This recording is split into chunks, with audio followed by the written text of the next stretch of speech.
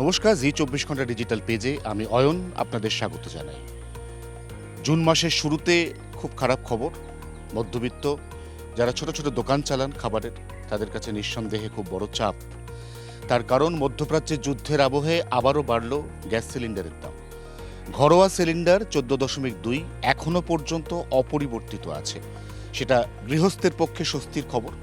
কিন্তু 19 কেজির বাণিজ্যিক সিলিন্ডারের দাম আজ সকাল 6টা থেকে আবার বাড়ল।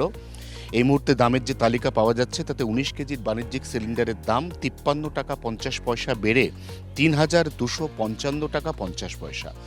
মনে রাখতে হবে, রাস্তার ধারে ফুটপাতে ছোট্ট চায়ের দোকান যিনি চালান তার ওপরেও এই মূল্যবৃদ্ধি আঘাত দেবে। আবার যারা বিলাসবহুল রেস্তোরাঁ চালান, যেখানে প্লান্টের মাধ্যমে গ্যাস সরবরাহ হয়, সেই দাম বৃদ্ধির সিদ্ধান্ত তাদেরও একইভাবে আঘাত দেবে।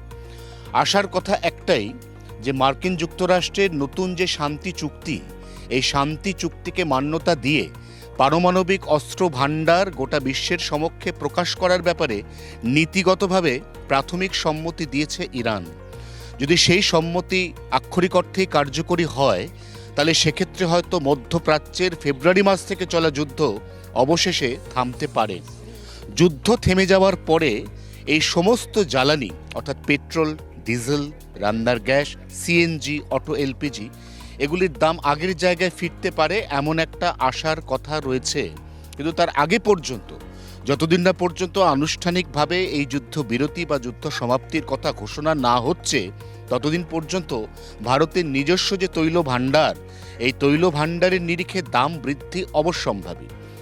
এখনো পর্যন্ত ঘরোয়া 14.2 কেজি সিলিন্ডারের দাম বৃদ্ধি হয়নি, যদিও আন্তর্জাতিক খোলা বাজারে এই মুহূর্তে প্রাকৃতিক গ্যাস বা এলপিজির যা দাম, তাতে রান্নার গ্যাসের দামও অদূর ভবিষ্যতে 50 টাকা পর্যন্ত প্রতি সিলিন্ডার বাড়তে পারে এমন আশঙ্কা উড়িয়ে দেওয়া যাচ্ছে না।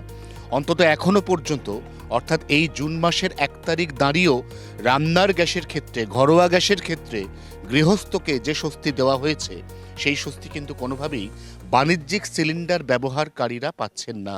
জি 24 ঘন্টার জন্য ক্যামেরা নবীনের সঙ্গে অয়ন, কলকাতা।